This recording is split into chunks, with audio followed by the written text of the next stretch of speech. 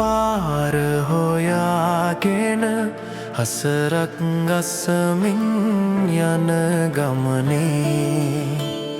මං මුලා වූ සමනලියකගෙනි පාර අසා තිබුණේ මං මුලා වී පාර හොයාගෙන හසරක් ගසමින්